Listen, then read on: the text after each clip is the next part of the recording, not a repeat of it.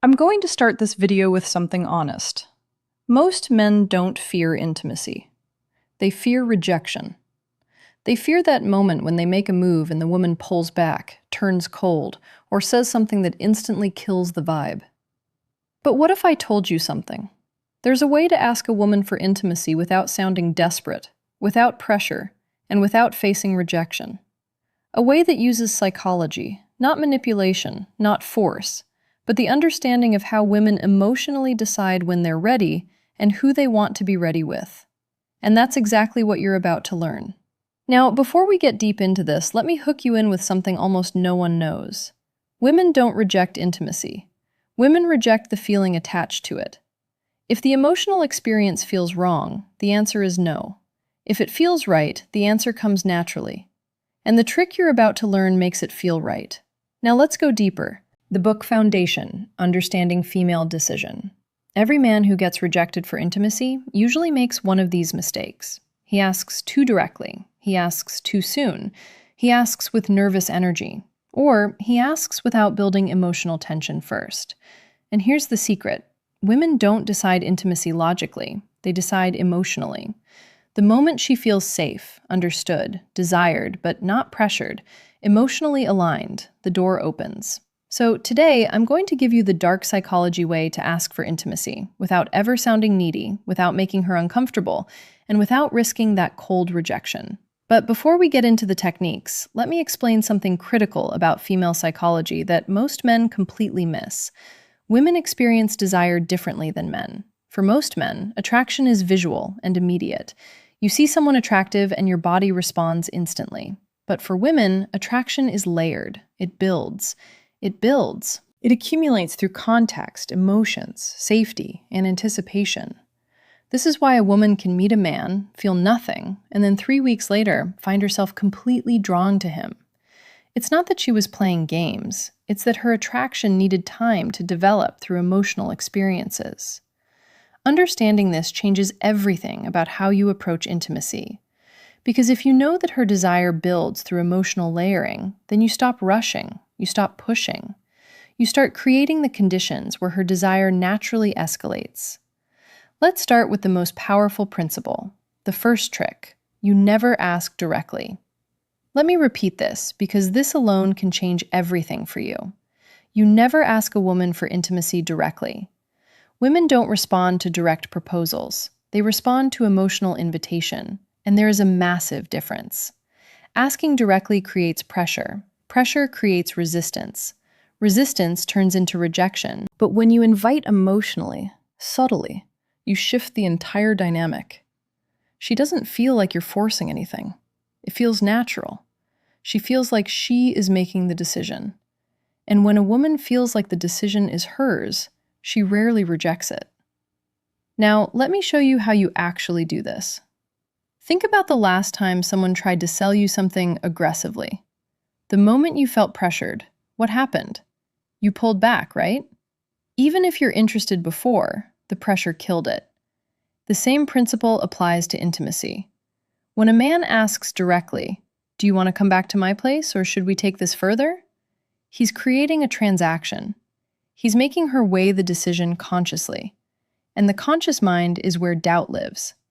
But when you create an emotional invitation, you're speaking to her subconscious. You're creating a feeling, not a question. And feelings don't get rejected the same way questions do. The psychology of emotional invitation. Here's the psychology behind the first technique. Give her space to walk into intimacy emotionally. How do you do that? Simple. You create an environment where she feels safe with you, connected to you, and curious about you. Women say yes to intimacy when 3 emotional switches turn on. 1, safety. 2, trust. 3, anticipation. If even one of these isn't active, she holds back. But here's the good part. You don't need to beg for these. You create them. And the next thing I'm about to tell you activates all 3. Listen closely. Let me break down each of these switches because understanding them will change how you move through every interaction. Safety doesn't mean she needs to know you for years. Safety means she feels like you're not going to judge her, pressure her, or make her feel like she made a mistake.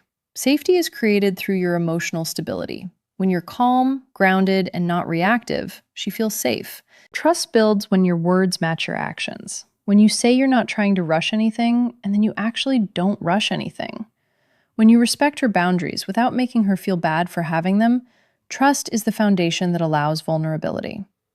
Anticipation is the chemical magic. It's the buildup of tension that makes intimacy feel electric instead of mechanical.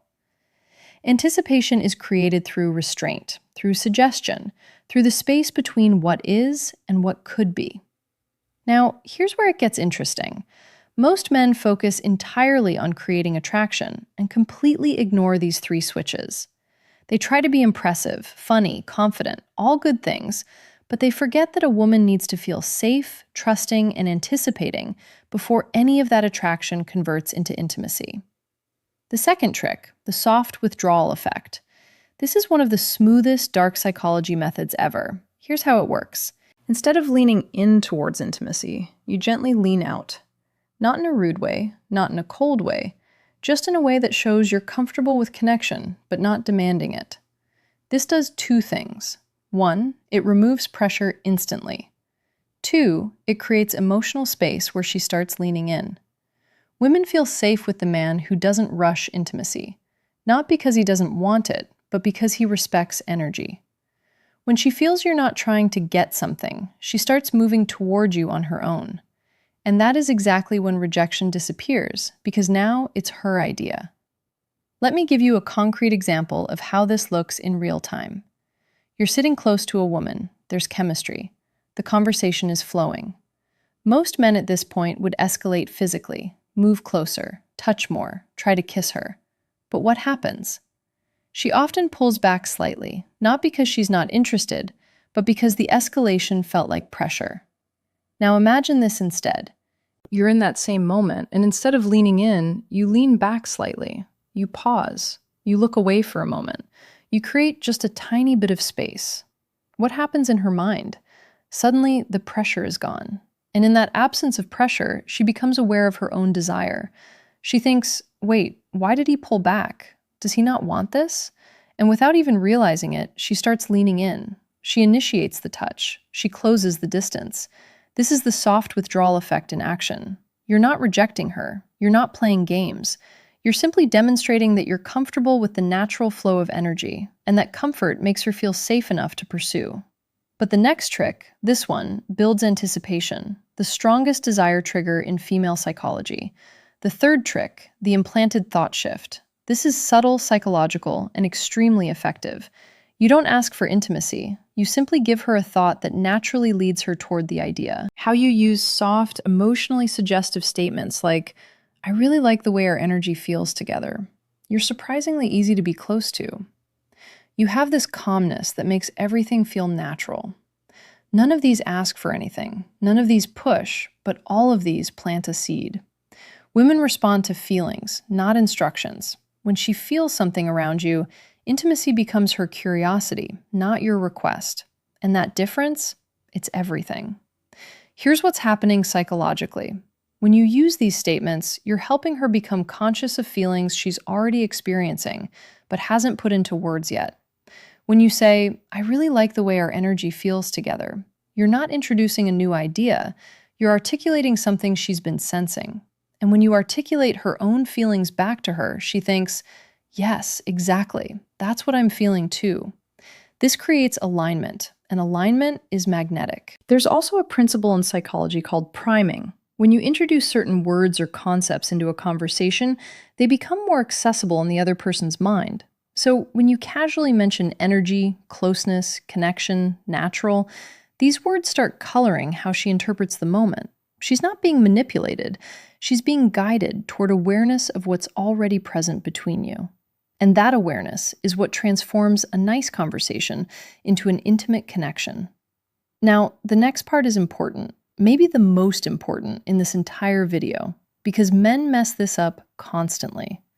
The fourth trick, you must let her feel safe in her feminine energy. Intimacy for women is tied to emotions, but specifically to feminine emotions. Softness, trust, warmth, vulnerability, openness. A woman cannot enter feminine energy if a man stays nervous, tense, overly sexual, or overly aggressive. Your job is simple. You hold masculine calm, not forceful, not sexual, not needy, calm. When a woman feels this calmness in a man, something magical happens. Her guard drops. And when her guard drops, saying yes becomes natural. Not pressure, not forced, just natural. Let me explain what masculine calm actually looks like, because this concept is misunderstood by most men. Masculine calm isn't stoic silence. It's not being emotionless or detached. Masculine calm is the energy of a man who is present, comfortable in his body, and not anxious about outcomes. It's the difference between a man who's constantly checking for approval. Is this okay? Do you like this? Should I do you more? And a man who's simply being, allowing the moment to unfold naturally. Women are incredibly sensitive to energy. They can feel when a man is nervous, when he's trying too hard, when he's desperate for validation. And all of those energies push her into her masculine, into her thinking, analyzing, protecting mode. But when you maintain calm, when you're grounded and unhurried, she softens, she relaxes, she enters her feminine, which is where desire lives.